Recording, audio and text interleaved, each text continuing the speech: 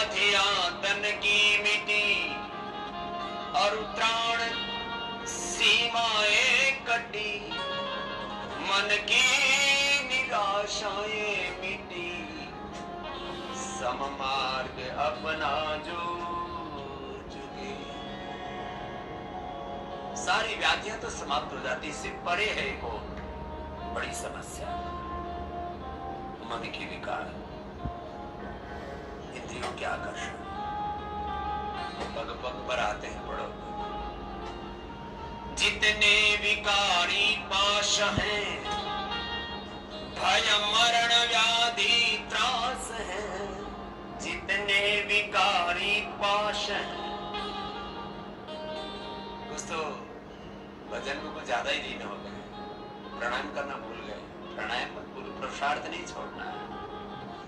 जितने विकारी पाश है, भय मरण व्याधि त्रास है, जितने विकारी भय मरण व्याधि त्रास है, सब मानसिक उपहास हैं, सब मानसिक उपहास हैं, हम सजग हैं हमसे।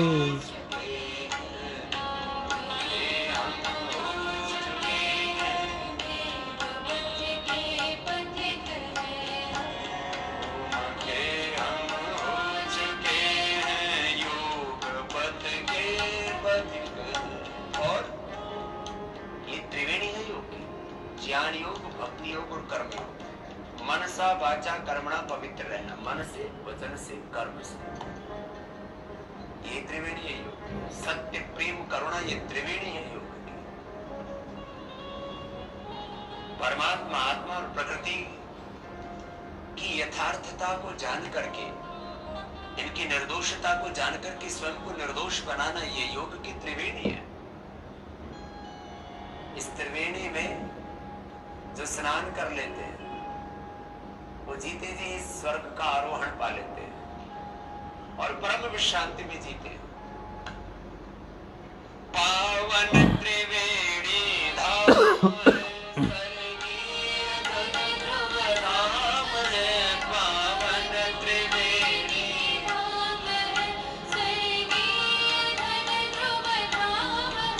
अध्यात्म में विश्राम है, अध्यात्म में विश्राम है, मल ताप त्रय को धो चुके हैं, ओम के हम हो चुके हैं, देव पथ के पथिक हैं हम, वेद के पथिक।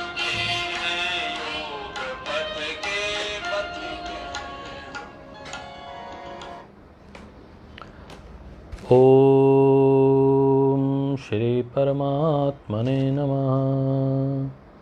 श्री गुरुभ्यो नमः। सर्वेभ्यो नमः। दोस्तों, मित्रों, सुप्रभात। आज के इस पावन अवसर पर आज पूर्णमासी भी है। आज हम पूर्णमासी के मंत्रों के साथ जब आहुति दे रहे थे तो उसका अर्थ पढ़ते हुए ये ध्यान में आया कि कहा गया है कि हे ईश्वर, आप मुझे ऐसी संपत्ति दो जो कभी घटे नहीं। मैंने बहुत से मंत्रों में पढ़ा कि प्रभु हमें उत्तरोत्तर अधिक से अधिक संपत्ति दो, परंतु केवल मात्र इस पूर्णमासी के लिए जो विशेष मंत्र आते हैं यज्ञ के, उसमें यह निश्चित रूप से कहा गया कि प्रभु हमें ऐसी संपत्ति दो जो घटे नहीं। और दूसरी बात, यज्ञ से वायरस का लोड, विषाणु, जीवाणु मरते हैं। यह हम आज यजुर्वेद का 21वां अध्याय और 59वां मंत्र 59th मंत्र पढ़ रहे थे। इसमें जो ये मंत्र हैं, पीछे 40 से लेकर 45 से लेकर 60 तक के जो 15 एक मंत्र हैं, ये यज्ञ से क्या क्या होता है उसके विषय में बताया गया है। व्यक्ति को यज्ञशील होना चाहिए, यह बताने का प्रयास इन मंत्रों में किया गया है, जो यजुर्वेद भाष्य है। हम उसको पढ़ रहे हैं। और फिर अब गीता के विषय में चर्चा करें। मद् भागवत गीता में कहा गया है कि ईश्वर भगवान कृष्ण कह रहे हैं कि मैं आपकी डिज़ायर्स हूँ, आपकी इच्छाएं जो पैदा होती हैं, जो कामनाएं पैदा होती हैं, वो भी मैं हूँ। तो उसको हमने समझने का प्रयास किया। तो उन्होंने कहा कि आपके अंदर जो यदि उत्साह नहीं होगा तो इच्छा भी नहीं होगी। यदि आप बीमार हैं तो आप खाने की इच्छा ही नहीं होगी आपकी। सामने जितना मर्जी स्वादिष्ट भोजन रख दें, आपको डायरिया है और आपके सामने कुछ भोजन रख दिया तो आप कहेंगे यहाँ से उठा के ले जाओ, देखना भी पसंद नहीं करेंगे। आप ज़्यादा बीमार हैं, लोग आपसे मिलने आए तो आप उनको मिलना भी पसंद नहीं करोगे।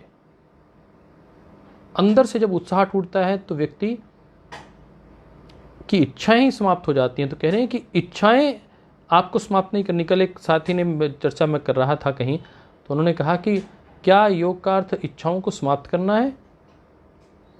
तो दोस्तों मित्रों, जो मेरे अंदर अनुभूति पैदा हुई, मैंने आज उसको लिखा भी है कि अपनी इच्छाओं को दबाना या इच्छाओं को से मुक्त होना, यह इच्छाओं के विषय में जो लोगों को भ्रांति है वह आज उसको दूर करते हैं। तो कहते हैं कि केवल मात्र इच्छा की दिशा बदलनी है।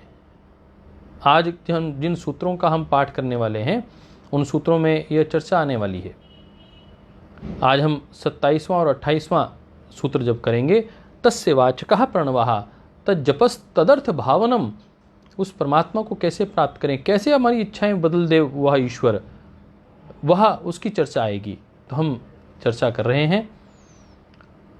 महर्षि पतंजलि ने जो बहुत सुंदर चिंतन दिया है, आइए उसके विषय में बात करें। परंतु उससे पहले कि yoga is a method to change the direction of the desires from world to word to God. संसार से एक शब्द की ओर लेके चलना है अपने आप को, और उस शब्द से, उस अक्षर से अक्षर ब्रह्म की ओर लेके जाना है। इस यात्रा का नाम योग है। आज योग की हमने आपको एक नई परिभाषा बताई। मैंने एक नई परिभाषा समझने का प्रयास किया कि योग मायने this is a method, a technique to learn to change the direction of your desires from world to word and word to the God. तो आज हम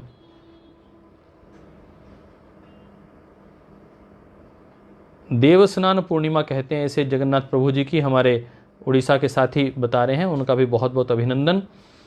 तो हम चर्चा कर रहे हैं कि योग दर्शन के माध्यम से हम किस प्रकार ईश्वर को प्राप्त करें। ईश्वर के विषय में हमने जानने का प्रयास किया। आइए उन सूत्रों का एक बार पुनः उच्चारण कर लेते हैं। अथ पातंजल योग दर्शनम अथ योगानुशासनम योगश्चित्तवृत्ति निरोधः ततः द्रष्टु स्वरूपे अवस्थानम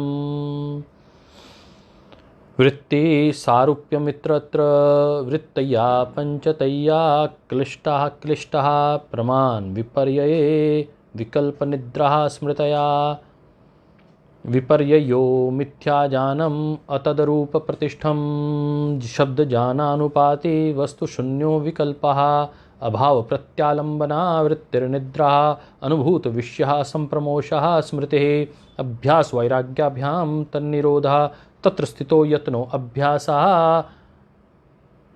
सतुदीर्घकाल नैरन्तर्यः सत्कारा सेवितः दृढ़भूमिः दृष्टः अनुश्रविक विषयः वितृष्णस्य वशीकार संज्ञः वैराग्यम तत्परम पुरुष ख्यातिर्गुणवैतृष्णम वितर्क विचार आनंद अस्मितः रूपानुगमात् संप्रज्ञातः विराम प्रत्ययः अभ्यास पूर्वा संस्कार शेषो अन्यः भव प्रत्ययो विदेह प्रकृति लयानाम भव प्रत्ययो विदेह प्रकृति लयानाम श्रद्धा वीर्य स्मृति समाधि प्रज्ञा पूर्वक इतरेषां श्रद्धा वीर्य स्मृति समाधि प्रज्ञा पूर्वक इतरेषां तीव्र संवेगानाम आसन्ना मृदु मध्ये अधिमात्रत्वात् ततो अपि विशेषाः मृदु मध्ये अधिमात्रत्वात् ततो अपि विशेषः ईश्वर प्रणिधानाद्वाः क्लेश कर्म विपाकाशै रप्रहमृष्टः पुरुष विशेषः ईश्वरः तत्र निरतिशयं सर्वज्ञ बीजं स एषः पूर्वेषामपि गुरु कालिन्न अवच्छेदात् तस्य वाचकः प्रणवः तज्जपस्तदर्थ भावनम। आज के इस 2 सूत्रों की हम चर्चा करेंगे। तस्य वाचकः प्रणवः, हमने उस परमात्मा के विषय में जान लिया कि वह गुरु हैं। सा एषा पूर्वेषामपि गुरु कालिन न अवच्छेदात्, वह वैसे गुरु हैं जो काल के दृष्टिकोण से जिनको बाधित काल नहीं कर सकता। तत् निरतिशयम सर्वज्ञ बीजम, और वह ऐसे बीज हैं जिसकी किसी से तुलना नहीं की जा सकती, अतुलनीय हैं, कोई तुलना नहीं उसकी। वो बड़े हैं तो बहुत बड़े हैं, विराट हैं, और यदि वह छोटे हैं तो इतने छोटे हैं कि आप उनको देख भी नहीं पा सकते। लोग कहते हैं ईश्वर दिखाई नहीं देता। अरे ये जीवाणु कीटाणु आपके आसपास घूम रहे हैं, वो दिखाई देते हैं क्या? बोलो कोरोना का जीवाणु विषाणु दिखाई दे रहा है क्या? जब कोरोना का विषाणु दिखाई नहीं दे रहा तो वह परमात्मा जिसने उसको बनाया वो कितना सूक्ष्म होगा, वो दिखाई देगा नंगी आंखों से। आप अनुभव कर पा रहे हैं ना कि कोरोना है, रोग होता है उससे। हाँ, तो ये बात ध्यान में रखेंगे। आज हम इसको पकड़ने का प्रयास करते हैं, समझने का प्रयास करते हैं। जो अत्यंत महत्वपूर्ण आज विषय है उसके साथ हम आगे बढ़ेंगे।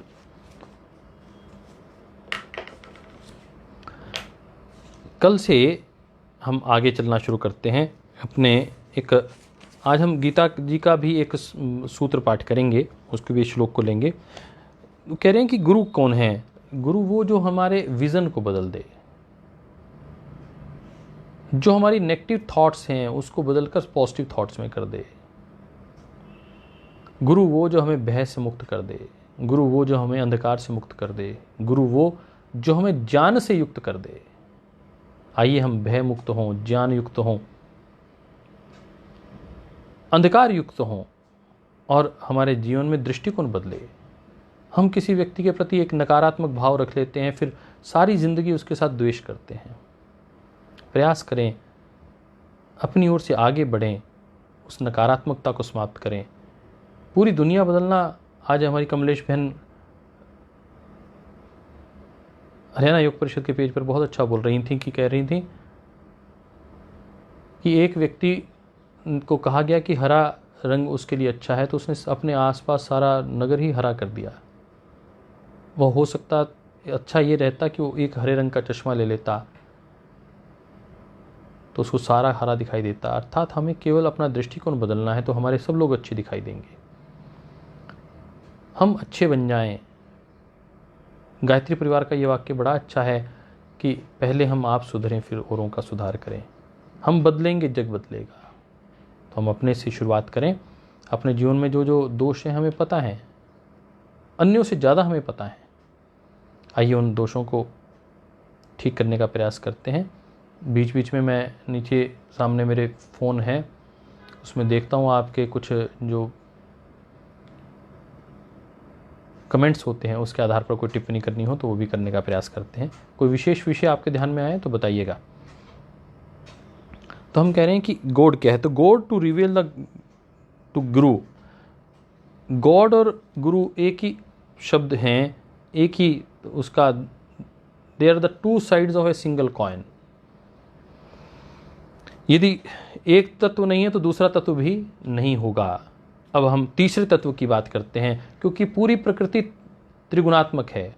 प्रकृति, आत्मा और परमात्मा, ये ध्यान रखना है कि ईश्वर की सारी कृतियाँ इन 3 शब्दों से, 3 तत्व हर जगह मिलेंगे ये आपको। तो हमने ये देख लिया कि ईश्वर को प्राप्त करना है तो गुरु शब्द अनिवार्य है, परंतु कह रहे हैं कि ये तो दूसरा तत्व है। तीसरा तत्व कौन सा है? आइए उसे खोजने का प्रयास करते हैं। सूत्र पाठ करते हैं। 27वां सूत्र। तस्य वाचकः प्रणवः, तस्य वाचका प्रणवः, तस्य वाचका प्रणवः। वो जो प्राणों से बोला जाता है। अद्भुत है साहब। ओंकार के विषय में बात की गई और हर उसमें की गई है, हर धर्म में की गई है। एक ओंकार सतनाम गुरु ग्रंथ साहब में बहुत स्पष्ट, और हर सिख इस बात को बोलता है, हर सिख भाई इस बात को बोलता है। वेद का तो कोई मंत्र ऐसा नहीं है कि उसके आगे ओम ना लिखा जाए, पहले ओम बोलेगा उसके बाद ही मंत्र बोला जा सकता है। इतनी महिमा है ओम की। श्रद्धेय स्वामी जी महाराज आजकल ध्यान करते हुए 90% ओम की चर्चा और ओम के जो 20 गुण हैं उसकी चर्चा करते हैं। मैं प्रयास करता हूँ या कल बताऊंगा आपको 20वां गुण जो महाराज जी बताते हैं। चलो आप कल लिखकर इस पे पोस्ट करिएगा। और आज क्योंकि पर्यावरण दिवस है, पर्यावरण दिवस पर भी आज हम संकल्प लें कि हम अपने आसपास के पर्यावरण को ठीक रखेंगे, अपने जीवन में अपने आत्मा के पर्यावरण को भी ठीक रखेंगे, केवल बाहर के पर्यावरण को नहीं। आप भी प्रसन्न रहेंगे और प्रयासपूर्वक आप प्रसन्न रह सकते हैं। आप स्वयं प्रसन्न नहीं रहना चाहते। कुछ लोग जानबूझकर अपने आप को गुस्से में रखना पसंद करते हैं, तो नहीं भैया, ऐसा नहीं करना है। स्वयं प्रसन्न रहना है और औरों को प्रसन्न बना के रखना है। मैंने आपसे कहा था कि आप लोग अपने आसपास के 10 लोगों के साथ वार्ता करेंगे और उनको सकारात्मक, उनको उनका भय दूर करेंगे। ये भी एक सेवा है, ये सेवा करनी है आपको। क्या आप अपने आसपास के 10 योग साधकों के साथ वार्ता करते हैं कभी कभी? और प्रयास करिए आज अपने परिवार को, सबको जूम ऐप पर जो चाइनीज़ ऐप है उसका उपयोग करें। नमस्ते, वो हमारी योग के गुणों को लेना चाहे तो ले लेगा। जब तक अपने को अच्छा ऐप नहीं मिलता, नहीं तो नमस्ते एक इंडिया आया है एक ऐप, उसका प्रयोग करें, गूगल का ऐप का प्रयोग करें। तो आत्मिक पर्यावरण को भी शुद्ध रखना है और बाह्य पर्यावरण को भी शुद्ध रखना है। आज परिवार के साथ एक मीटिंग करें, आज बुक कर लें, कल कर लें मीटिंग, संडे को सारे परिवार को जोड़कर एक मीटिंग करें। 10 लोगों के साथ हर हफ्ते अलग अलग नए 10 लोगों से बात करनी है। तो आज आपको मैंने काम दे दिया है, आपको ये कार्य करना है। और आज 2 श्लोक दूंगा मैं, आप नोट कर लीजिए। 8वें अध्याय का 13वां, 12वां और 13वां सूत्र श्लोक गीता जी का, उसको आपने पढ़ना है और उसके विषय में आपने मुझे कल अपने कमेंट्स में लिख कर देना है कि हमने ये पढ़ा, उसका ये अर्थ है। चलिए तो हम आगे बढ़ते हैं। कह रहे हैं the sutra explains the means of the surrender, the path to know and to love the God. उस परमात्मा के रास्ते को जानने का जो सूत्र है, जो फॉर्मूला है, वह इस सूत्र से निकलता है। वो कहते हैं ईश्वर को कैसे प्रेम करना है, वह सिखाने का भाव, कैसे प्रेम करना है, how to love the God, how to know the path of the God. This sutra explains in the Bible, John 1:1, there is a description of God. In the beginning was the word. शुरुआत में केवल एक शब्द था, and the word was with God. और वह जो शब्द था वह परमात्मा के साथ था। and the word was God, और वो शब्द ही परमात्मा था। ये परिभाषा भी बाइबल में की गई है। कितना आप नज़दीक पाएंगे वैदिक संपदा के। Here the word and God are inseparable. The word and the Hindus call Pranavaha, Om. The Christians Amen. जो ईसाई भाई हैं वो आमीन बोलते हैं और जो मुस्लिम हैं वो आमीन बोलते हैं। हम कुछ बात करते हैं तो क्या बोलते हैं? ओम जी, ओम जी। ऐसे ही ईसाई क्या कहते हैं? आमीन, आमीन, आमीन। और मुस्लिम भाई कोई बात कहते हैं तो कहते हैं आमीन, आमीन, आमीन। तो कोई आमीन बोले, कोई आमीन बोले, कोई ओम बोले, कोई समस्या नहीं, परंतु मूल उसका सबका एक ही है। और वो कहते हैं इसका अर्थ क्या है?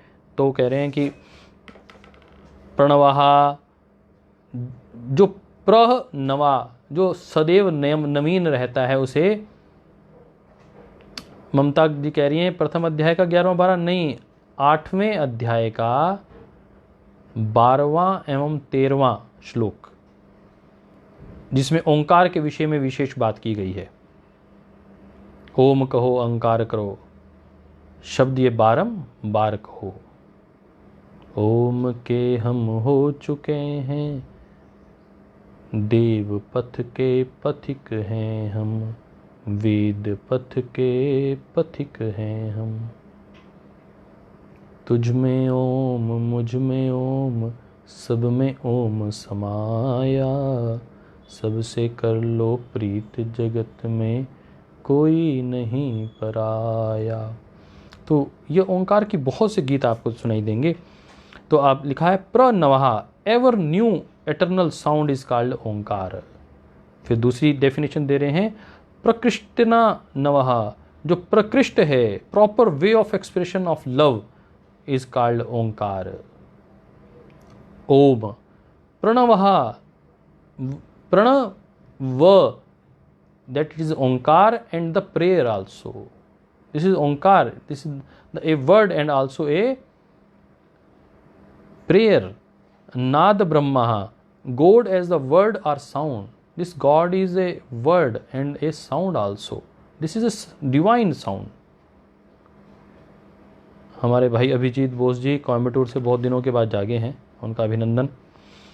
हाँ, सुनीता गुर्जर जी ने निकाल लिया ओम इति एकाक्षरम ब्रह्मा, निकाल लिया, अभी अभी सुनाते हैं आपको। तो कह रहे हैं कि ये अलग अलग उपनिषदों के विषय में कहा गया है, जहाँ जहाँ इसकी चर्चा है उसके विषय में बात करते हैं। ओम और Om represent past, present and future. कह रहे हैं कि ओम में 3 अक्षर होते हैं। ओम कैसे बोला जाता है? अ और उ और म, परंतु अ, उ और म को 3 गुना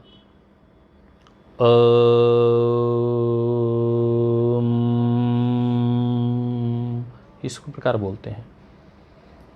3 गुना अ उ लंबा और म 1/6 इसकी टेक्निक है बोलने की, उसके विषय में फिर कभी चर्चा करेंगे, आज नहीं करते क्योंकि आज समय की गति बहुत तेज़ी से चल रही है। तो कह रहे हैं Om represents past, present and future, gross, astral and causal, God, guru and disciple. 3 तत्वों का आपने ध्यान रखना है कि हर जगह 3 तत्व दिखाई देंगे, प्रकृति, आत्मा और परमात्मा। और कह रहे हैं भूतकाल, वर्तमान काल और भविष्य काल, 3 शब्द। फिर बाह्यकरण, अंतःकरण वह और कारण शरीर। फिर कह रहे हैं कि ईश्वर, गुरु और शिष्य, 3 तत्व, ये तीनों मिलेंगे तभी वह परमात्मा प्राप्त होगा। और मुंडक उपनिषद में कहा गया कि, और प्रणव के विषय में कहा गया, और श्वेताश्वेत्र, श्वेत अश्वेत्र उपनिषद जो है उसमें कहा गया the explain the practice of pranava as a means of meditation and realisation. कहा गया यह ओंकार के माध्यम से ही आप ध्यान में प्रवेश कर सकते हैं और उस परमात्म तत्व को रियलाइज कर सकते हैं। The Taittiriya Upanishad 1/8 and the Bhagavad Gita 8/13 glorify the pranava और Om with the manifold means. कई मायनों से इसकी चर्चा तैत्तरीय उपनिषद और भगवद गीता में भी की गई है। क्या कह रहे हैं? O seeker, fortunate is one who has found the guru और the guide on the spiritual path. कहते हैं वो व्यक्ति सौभाग्यशाली हैं जिनको कोई गुरु मिल जाता है, कोई गाइड मिल जाता है इस आध्यात्मिक पथ पर। अब आपको तय करना है कि आपके गुरु और गाइड कौन हैं और उनके पीछे चलना है। Blessed is one who has learn the art of listening to this Om sound. जो लोग उस ओम का जाप नहीं करना है, कह रहे हैं ओम की ध्वनि को सुनने का जो भाव पैदा कर ले, जो अच्छा श्रोता बन जाए। नवदा भक्ति में श्रवणम कीर्तनम विष्णु हो, पहला शब्द यदि आपने किसी से प्रीति करनी है, प्रेम करना है, ईश्वर से जुड़ना, तो कह रहे हैं कि भक्ति का पहला सूत्र है श्रवण। आप अच्छे श्रोता बन जाएं, अच्छे से सुनने लग जाएं। ओंकार बिंदु संयुक्त नित्यम ध्यायन्ति योगिनः। यह ओंकार के माध्यम से आप उस परमात्मा के साथ निरंतर जुड़ते हैं और यही ध्यान का जो मूल तत्व है। योगी जो इस भाव से जोड़ते हैं, who has learn the art of listening to this Om sound the inaudible voice of God. जो उस परमात्मा की उस जो ना सुनने वाली ध्वनि है उसको सुनने लग जाता है, ये ओंकार है। इस को जो सुन लेता है तस्य वाचकः प्रणवः। वह प्रणव की ध्वनि है जिसको जो सुनाई नहीं देती है और व्यक्ति योगी उसके साथ जुड़कर उसको सुनने लग जाए। This sounds will take you to the God as the sound is God itself. कह रहे हैं the sound will take you to God. पहले ये ओंकार आपको उस परमात्मा तत्व तक ले जाएगा। फिर कहते हैं कि as this sound is God itself, क्योंकि यह परमात्मा का स्वयं स्वरूप ही यह ओंकार है। बहुत बड़ी बात कह रहे हैं कि listen to it continuously with love, इसे प्रेम पूर्वक सुनने का प्रयास करें। It is the means of better concentration and deeper meditation, जिसको बहुत एकाग्रता चाहिए और डीपर मेडिटेशन चाहिए, उसके लिए अत्यंत उपयोगी है। कह रहे हैं फिर अगला सूत्र 28वां सूत्र पढ़ रहे हैं, ततः जपः तथा अर्थ भावनम। तो इसको यदि हम सूत्र के रूप में बोलेंगे, तज्जपस तदर्थ भावनम, सब लोग बोलेंगे तज्जपस तदर्थ भावनम, तत्जप तत् अर्थ भावनम। उसको कैसे जाप करना है ये तो समझ में आ गया कि ईश्वर को प्राप्त करना है तो ओम का जाप करना पड़ेगा, परंतु कैसे जाप करना है? कह रहे हैं कि अर्थपूर्वक जाप करना है। तत् जप, उसको जापना है, उसको परमात्मा को जप करिए। तत् अर्थ, तत् अर्थ है तत् जपः, अर्थात तत् मायने जो पहले बात की गई है प्रणव की, तत् जप, उस प्रणव की आप जाप करिए। तत् अर्थ, परंतु अर्थपूर्वक करिए, भावना के साथ करिए, मैकेनिकली नहीं। कई बार हम देखते हैं, मैं भी कई बार ऐसा करता हूँ, समय कम हो, ध्यान ना हो, तो चलते चलते भागते दौड़ते संध्या कर लेते हैं, जाप कर लेते हैं। परंतु कह रहे हैं कि ऐसा नहीं, आपको वो मैकेनिकल नहीं करना कि आज ये काम पूरा करना है तो इसलिए कर लिया। ततः जपस तदर्थ भावनम, जप को अर्थ के साथ, भावना के साथ करना है। किसी का आपने स्वागत किया, मन से करना है, आपके मन में कुछ और है, परंतु बाहर लिख रहे हैं बहुत अच्छा, परंतु मन में अच्छी भावना नहीं है। तो कह रहे हैं कि मनसा वाचा कर्मणा, मन में भी वही हो जो वाणी में हो और वो आपके कर्म में भी हो। तो तीनों प्रकार की प्रक्रियाएं होनी चाहिए। तज्जपस तदर्थ भावनम, तो भाई आनंद जी भी इसको लिख रहे हैं, आप उसको देख सकते हैं। और हम कह रहे हैं कि वो कह रहे हैं कि ईश्वर की प्राप्ति का एक ही रास्ता है, वो एक ही नाम है सबसे प्रमुख उसका, परमात्मा का, वह है ओंकार। चाहे वो ईसाई हों, चाहे मुसलमान हों, चाहे वो सिख हों, चाहे वो हिंदू क्यों ना हो, वो सब उस एक नाम को सब लोग स्वीकार करते हैं और वह ओंकार है जो प्राणों के द्वारा बोला जाता है। इसमें कहीं पर भी जिह्वा का प्रयोग नहीं होता। आप ओंकार बोल के देखेंगे तो ये वो शब्द है जिसमें जिह्वा का प्रयोग ही नहीं होता है। तत् जप, तत् उस, the sutra in a technical as well as a practical way speaks of the art of surrender to God. ईश्वर प्रणिधाना, ये ईश्वर प्रणिधान का मूल तत्व है। People understand jap as the chanting और repeating the mantra received from the teacher. लोग ये सोचते हैं कि मुझे गुरुजी से वह मंत्र मिल गया, हमें केवल उसका जाप करना। कहते हैं ना, श्रद्धेय स्वामी जी महाराज एक ही मंत्र देते हैं सबको, वो कहते हैं ओंकार का जाप करो, गायत्री का पाठ करो। मैंने श्रद्धेय स्वामी जी महाराज को सैकड़ों बार सुना है और बहुत गहरे से सुना है कि वो ध्यान किससे लगाने के लिए कहते हैं। तो परम श्रद्धेय स्वामी जी महाराज बिल्कुल ठीक जैसे महर्षि दयानंद कह रहे थे, जैसे वेद भगवान कहते हैं, ठीक वैसे ही इस बात पर बल देते हैं कि ओंकार का जाप करना, गायत्री का पाठ करना, तब जाकर आप ध्यान में बैठेंगे। तो हम गायत्री के अर्थ अच्छे से जानें और ध्यान में बैठकर उस अर्थों को, एक एक अर्थ को बहुत गहरे और डीप जानने का प्रयास करें। ओम के 20 अर्थों का जो श्रद्धेय स्वामी जी महाराज बात करते हैं। अवरक्षण, कांति, गति, अवगहन, आलिंगन, विषय, कितने अर्थों का महाराज जी बात करते हैं कि ओम का अर्थ आलिंगन भी है कि प्रभु मुझे आपने आलिंगन में ले लो।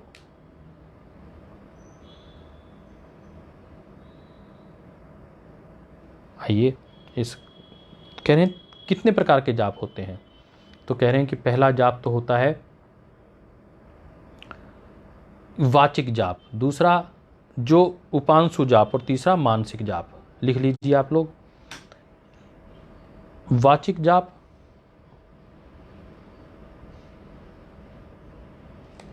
उपांशु जाप और आत्मिक जाप। वाचिक जाप क्या होता है? वाचिक अर्थात जो आप बोलकर उच्चारण करके करते हैं, और दूसरा जाप वो कह रहे हैं कि उपांशु जाप, जब आपके होंठ हिल रहे हैं परंतु आवाज बाहर नहीं आ रही है, ओंकार बोल रहे हैं ओ, परंतु आवाज बाहर नहीं आ रही, ये उपांशु जप है। और तीसरा जप कह रहे हैं मानसिक, कि मन के अंदर वो निरंतर जाप चल रहा है, निरंतर मन में वह अवधारणा चल रही है पॉजिटिविटी के साथ। तो हम उस आत्म तत्व को पहचानें। और फिर कह रहे हैं कि एक जाप है वो है अजपा जप। परम श्रद्धेय स्वामी जी महाराज कहते हैं कि इस जाप की बहुत महत्ता है, अजपा जप, which is the art of non chantable chanting. आप चेंटिंग भी नहीं कर रहे हैं परंतु फिर भी बहुत अच्छे से चेंटिंग हो रही है। मुझे लगता है कि शायद जो चेंटिंग है वो बिल्कुल परफेक्ट हो जाती है। अजपा जप, आप जाप भी नहीं करें परंतु ये अंदर चल रहा है। भाई सोम अरोड़ा जी लिख रहे हैं, आनंद कंद ऋषि दयानंद की गाथा गाते हैं, हम कथा सुनाते हैं। वह ऋषि दयानंद के विषय में तो सब जितना कहा जाए उतना कम है।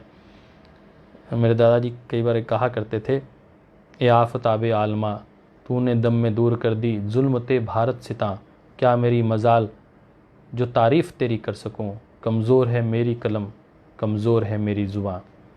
अर्थात उस महर्षि दयानंद के जो हमारे पर ऋण हैं उसके विषय में कहा नहीं जा सकता। ऐसे ही परम श्रद्धेय स्वामी जी महाराज के जो हम पर ऋण हैं उनको चुकाया नहीं जा सकता। तो हम अजपा जप की बात कर रहे थे कि निरंतर वो जाप चलता रहे।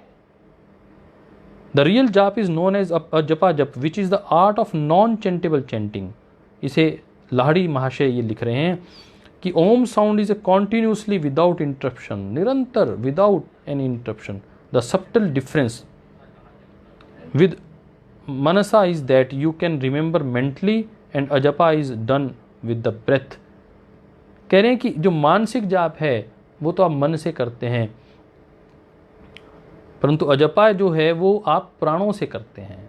क्या सुंदर डिस्क्रिप्शन दिया है, अद्भुत है साहब। मुझे आज ही यह डिस्क्रिप्शन क्लियर हुआ साहब, उससे पहले ये क्लियर ही नहीं था। मुझे लगता है कि आप लोग भी इसे क्लियर कर लें कि the subtle difference with manasa jap is that you can remember it mentally in your thoughts but and ajapa is done with the breath. This is just the first step of जापा।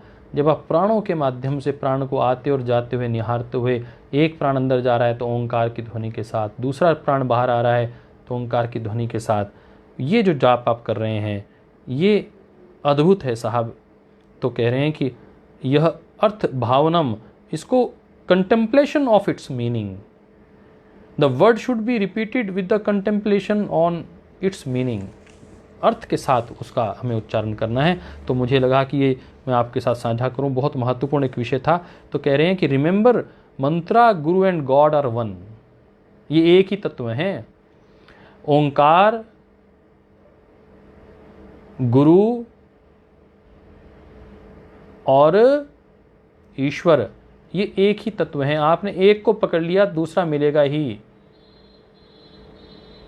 तीसरा मिलेगा ही। तो आइए हम ओंकार की साधना आरंभ करें। और उन्होंने कहा कि listen in the inner chamber of your life the voice of Lord as anahata nada, the inaudible divine sound that is perceived in the innermost silence of life. Japa does not mean to chant like a machine. कह रहे हैं जो innermost आपकी जो sound है, जब वो आपको सुनाई देने लगती है, जब आपकी आत्मा जाप करने लग जाती है, वो अंदर का अनहद शब्द सुनाई देने लगता है। हमने देखा गुरु ग्रंथ साहब में भी अनहद शब्द का विशेष उल्लेख किया गया है और हमारे सभी स्क्रिप्चर्स में एक अनहद साउंड के विषय में बात की गई है। और आपने सुना होगा एक थ्योरी चल रही है, बिग बैंग थ्योरी, कि ध्वनि के साथ एक बहुत बड़ी एक साउंड हुई और उससे सृष्टि का निर्माण हुआ। उस पर लगातार काम चल रहा है और वह ध्वनि कौन सी थी? ओंकार की ध्वनि थी। तो अवरक्षण, कांति, गति, प्रीति, तृप्ति, अवगम, प्रवेश, श्रवण, स्वामी, अर्थ, याचन, क्रिया, इच्छा, दीप्ति, अवाप्ति, आलिंगन, हिंसा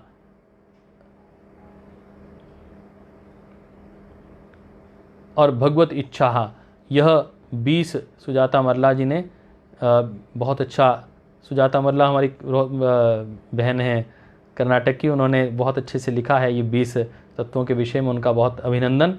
तो आप सब प्रयास करें, यह ईश्वर के, ये ओंकार के अर्थ इसको स्मरण करने का प्रयास करें। तो आज हम यह हृदय की जो अनहद ध्वनि तक पहुंचने का प्रयास करें। श्वासों के माध्यम से हम जब जपाजप की स्थिति में आते हैं तो वह अनहद तत्व सुनाई देता है। कहते हैं कि उसको सुनना, और वो कब सुन पाएंगे? तद जपस तदर्थ भावनम, जब हम उस ओंकार का अर्थ सहित, भावना सहित जाप करेंगे। तो पहले में तो कहा कि तस्य वाचकः प्रणवा, उसका मुख्य नाम ओम है, ओंकार है, परंतु उसको आप श्रवण कैसे, सुन कैसे पाएंगे, पहुँचेंगे कैसे? तो उसकी बात। और फिर कल